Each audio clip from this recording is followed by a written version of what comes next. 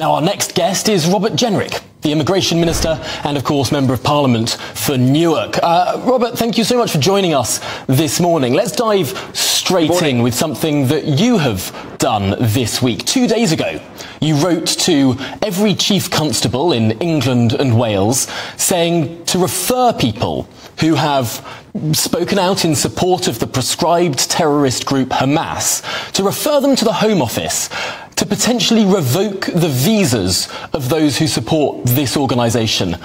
How many people have been referred? Well, good morning, Tom. Yes, it's very important to me and the Home Secretary that people who spread hate or support proscribed terrorist organisations like Hamas have no place in this country.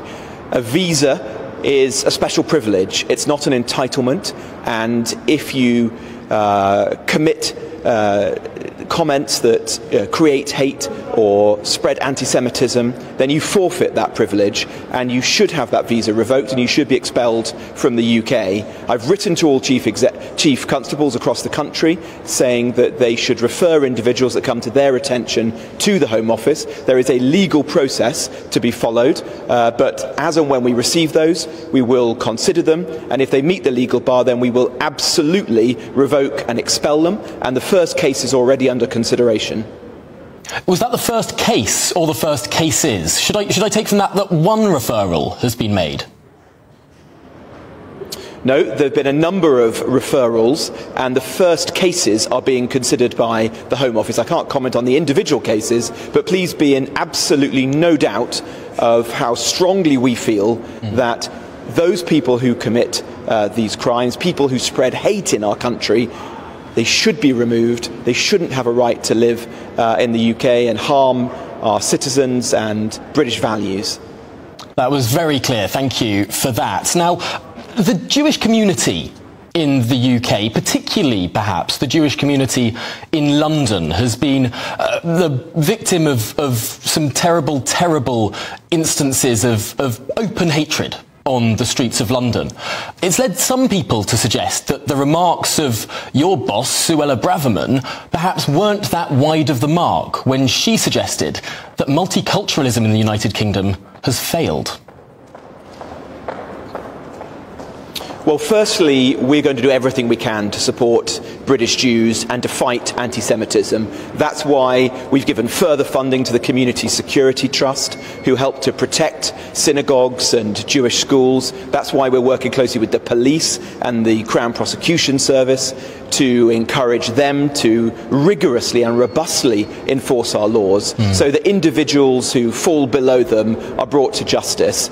But it is more than just a question of legality. As you say, it's also a question about values. And some of the things we've seen over the course of the last 2 weeks do speak to a failure of some people in our country to live up to British values of civility and common decency, and have shown that there are issues of integration in our country.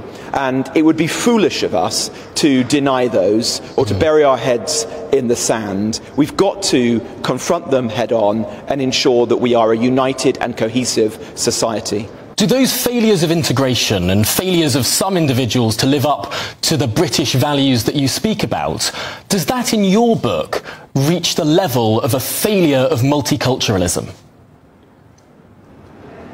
Well, I think that the UK is broadly one of the most successful multiracial democracies in the world. But as I say, we would be doing ourselves a disservice if we fooled ourselves into thinking that there weren't pockets of serious failure of integration and individuals who fall well below the standards that we should expect.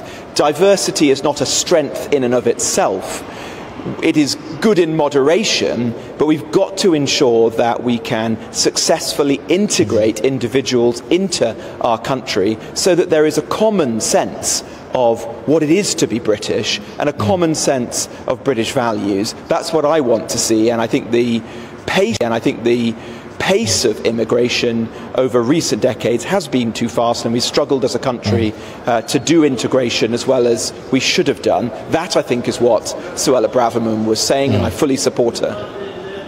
Well, on from migration now to refugees, another part of your brief, because the First Minister of Scotland, Humza Yousaf, has called on, has said that he would be willing and able for Scotland to take in refugees from Gaza. Would the United Kingdom do the same across the country? Well, I think that's premature. The first step is to help British nationals out of Gaza and into safety. We're working extremely hard, the Foreign Office and the Home Office, to secure the safe passage of those British nationals, working with Egypt and other neighbouring countries. That is critical at the moment. The second task, of course, alongside that, is to get humanitarian aid into Gaza. And we've had the first welcome step in that regard yesterday, with some trucks going through the Rafah crossing, providing essential food and medical supplies. We've got to ensure that they aren't diverted by Hamas, and they have a history of doing that.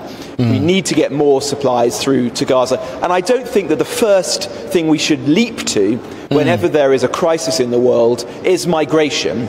The UK should be a big-hearted nation that plays an important role in supporting people in difficult situations, but usually it is best to do that through diplomacy and through development aid. Now you say that it's premature to talk about this, but I note, Robert Jenrick, that you're not ruling out taking non-British refugees from Gaza. Well, I said we don't have a plan to do that, and the point I just made was that I don't think that that is the right approach. What we should be doing is using the assets of the UK, which is our relationships with countries like Egypt and Israel, and our development aid to support as many vulnerable people as possible in Gaza, rather than creating small schemes to privilege a small number of people. The priority is to get the British nationals out and humanitarian aid in a way which means it is not diverted and abused by the terrorist organisation Hamas.